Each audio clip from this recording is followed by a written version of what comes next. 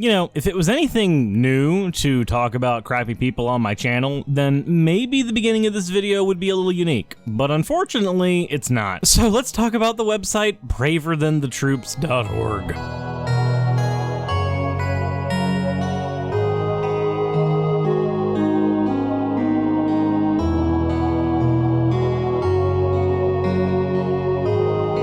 Alrighty, y'all know the drill. Fan art, and then we get into this absolute mess of a website. Or at least what's left of it. First we have a Mimikyu Suris by Frankus, a pixel art Suris by genetically modified Mila, and finally we have a Lord Suris sketch by Hobbygobby. As always, thank you all for your fan art submissions, and let's talk about Braver Than the Troops. So I think the first thing we need to tackle is, why is this website even named Braver Than the Troops? Well, there's a well-known meme in a lot of leftist communities that insert X person here is braver than the troops. Generally speaking, this is a rhetorical tactic used to counter certain incredibly pro-military conservatives that happen to be everywhere in the United States. The same conservatives who love the military but also can't stand tax-funded things like healthcare. It's really weird. They generally have an incredibly huge amount of support for the United States military, but when it actually comes to talking about how the military works and how it pays our people, they kind of freeze up because they realize that that's basically just a single-payer system, not unlike the single-payer healthcare they absolutely can't stand. Tax-funded services are bad when it's saving lives, but when it's shooting them, it's a-okay. I digress. This isn't to come down on either side where the military is concerned. I have a lot of respect for people in the military, and I come from a military family. But the meme in leftist communities is generally that certain protesters are braver than the troops, or trans people are braver than the troops. Alright, so now we know why the title is what it is, let's get into the bulk of the website, what little there actually is. Now, I'm having to actually look up this website using the Wayback Machine because it has been taken down, and you'll see why here in a minute. So if we look at the front page, we have Antifa Recruitment 2020. Antifa is recruiting new members in your town. If you'd like to join the fight against fascism, fill out the form below and we'll be in touch shortly. If you have any issues filling out the form below or would simply like to leave comments, please leave a voicemail at 202-643-5375. One of our comrades will reach out to assist. We have many rallies planned on November 3rd, 2020 in suburban and rural neighborhoods across America.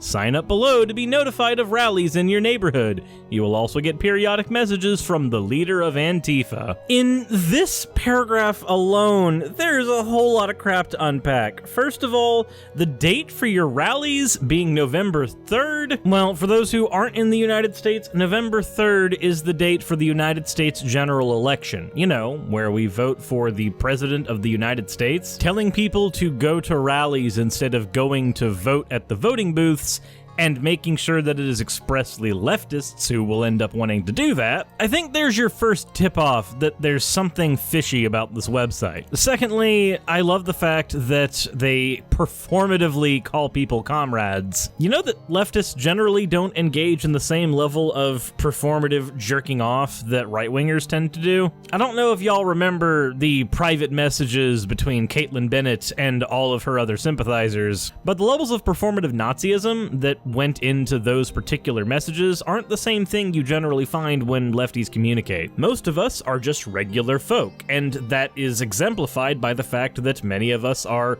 workers, and workers' rights are generally one of the sticking points of lefties. In fact, unless you're in expressly internet communities where lingo like that is commonplace as a joke, you're not gonna find people calling themselves comrade all the time. I mean, you might in a Vosh live stream, but that, again, is not all lefties. Then we, of course, have the sign-up system, which, you know, there's probably an ulterior motive to, which we'll get to in a second. And now we have the final image on the website.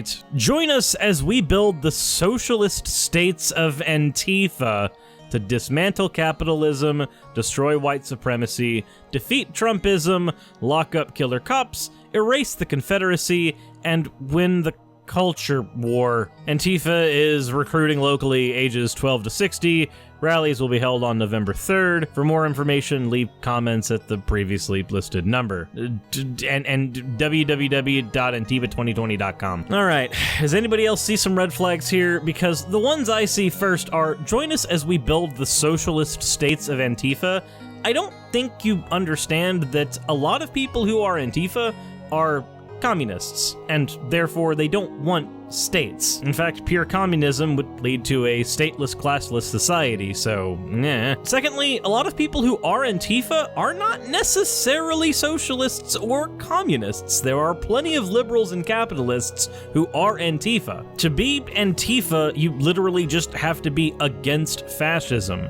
Now, I know there's a secondary conversation to be had about the correlations between capitalism and feudalism and therefore fascism, but the point in case is that a socialist, a liberal, a capitalist, a communist, anyone can be Antifa. It's literally just a state of mind. That said, most people who are willing to identify as Antifa are in fact leftists, so yeah, dismantling capitalism, I can see that as a talking point. The point about defeat Trumpism and lock up killer cops? Yeah, practically everybody who takes the Antifa label would certainly want to defeat Trump, but locking up killer cops? While this is certainly something that I could see in an Antifa rally or something like that, when I look at that, the first thing I think is, isn't it police reform and accountability that we're mainly looking for? Even defunding the police entirely has the implied result of creating a better law enforcement system that isn't beholden to the same legal practices as our current one. So this one, again, smacks of being incredibly performative. Erase the Confederacy.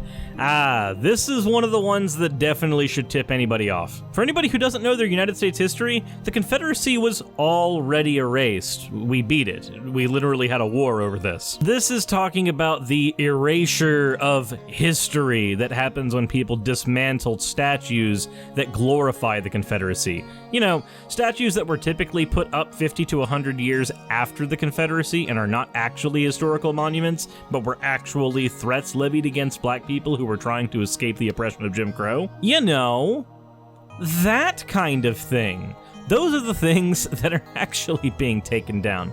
Nobody's trying to erase history because getting rid of statues doesn't erase history. If that were the case, then I'm sure Germany has no idea about their past with Nazism, considering that they don't allow statues of Hitler or Nazis to be thrown around in places like public squares. Pretty sure they have no idea what the brutal past was like. And finally, this last part here about winning the culture war, I'm sure most people know that the culture war is more of a meme here on the left, whereas if you go to the right-wing side of YouTube, you get plenty of anti-SJWs who freak out about the culture war as if it's something that's incredibly important. Usually under some guise like, oh, we have to preserve Western civilization for our white, American children. Most leftists don't really care about the culture war in the same way that people on the right do. You're gonna find a lot of them just want people to stop being assholes, especially to trans people and other minorities. Not the same thing as fighting your fedora-tipped culture battle. Also, we have this last little tidbit here, this www.Antifa2020.com, and I wonder where that leads. It leads to a 403 Forbidden website, so let's go ahead and use the Wayback Machine and see if it ever existed. And unfortunately, if you look on the screen, you'll see that I have looked them up, and apparently that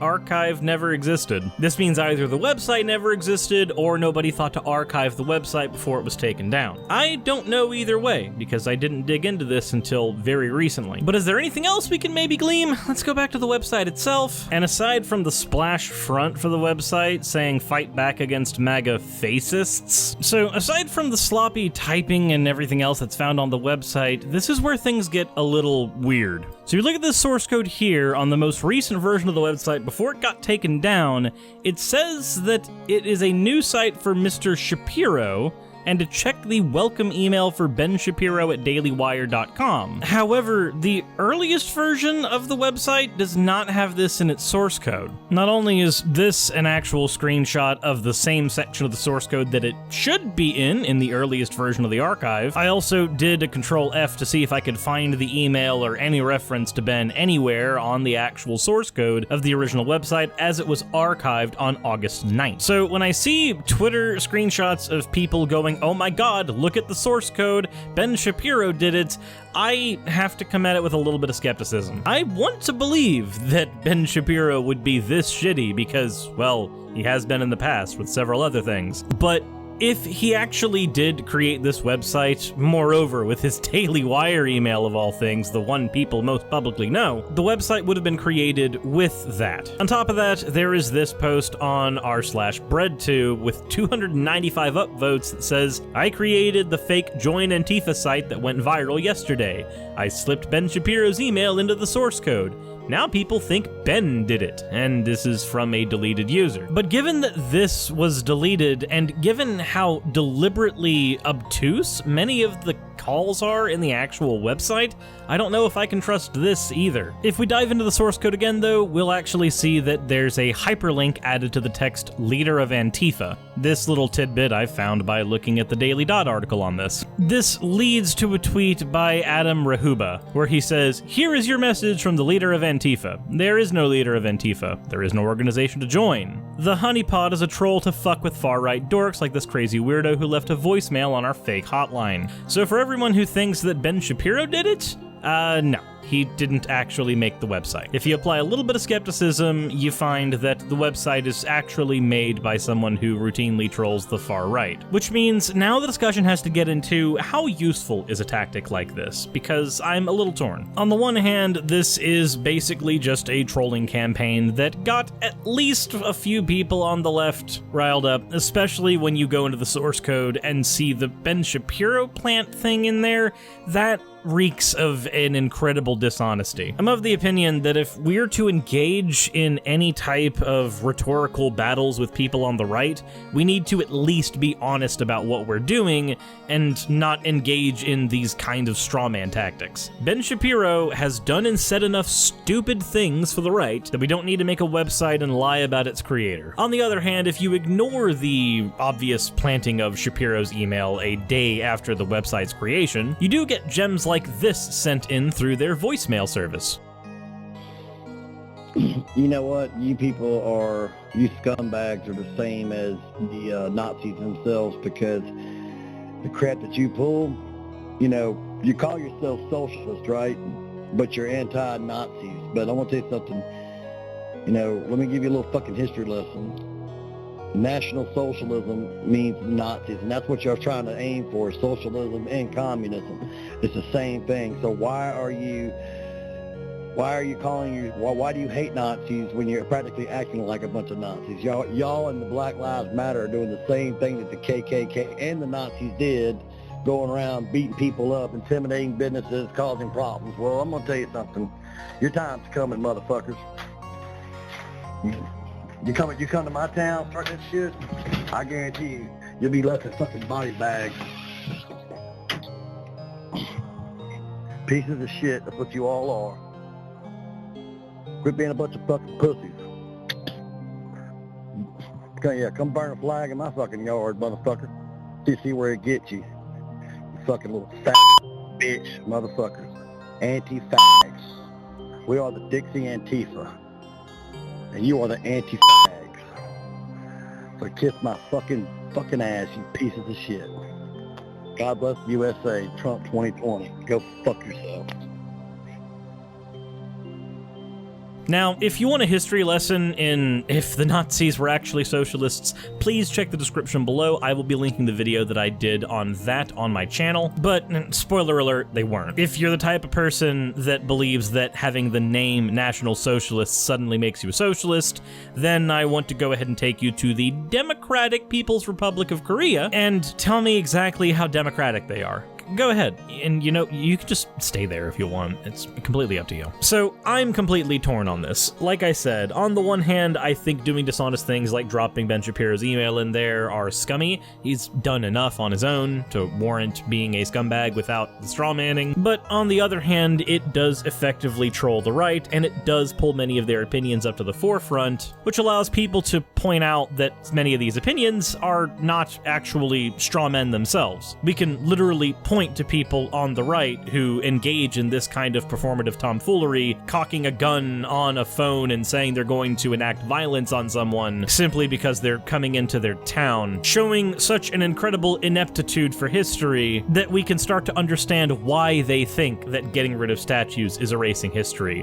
When you don't understand how history works in the first place, of course you think getting rid of your great uncle's statue will be erasing the history of the Confederacy. But on an actual verdict here, I think I'm going to leave it to you guys in the comment section below. Now that we know that this website is 110% a fake and we know exactly who it is faked by, where do you come down on this? Do you think a website like this is perfectly fine so long as it's understandably satire? Do you think a website like this is disgusting because it strawmans your opponents and doesn't actually honestly engage with them? Do you think it's a good thing because the website can still pull out honest opinions from that side and show that sometimes we're not actually strawmanning them when we look at their extremist positions? Or do you think that it's still a bad thing because the mere existence of a website like this becomes a talking point for right-wingers for weeks to come? Either way, please let me know your opinions in the comment section below. I will love to read them. But that all said, that is the end of the video. If you guys have made it this far, then you're seeing the lovely patrons on the screen. These are the $20 and up patrons. If you are a patron for at least a month, then you get one of these. Though if you are a $20 and up patron, then you do need to message me over Patreon if you have not received one of these yet. I need to get in contact with my artist. I do have to commission these guys. I wish I were a good artist, but I'm not. It means I have to throw money at the problem. Kind of a hard thing to do when you're poor. But anyway, if you are supporting me on Patreon, as usual, I want to thank you in this section. YouTube not paying as much as it should, yada yada yada, you know the drill. Thank you guys for all the support you give. Leave a like on the video and all that other fun stuff. I am extending this section way too long.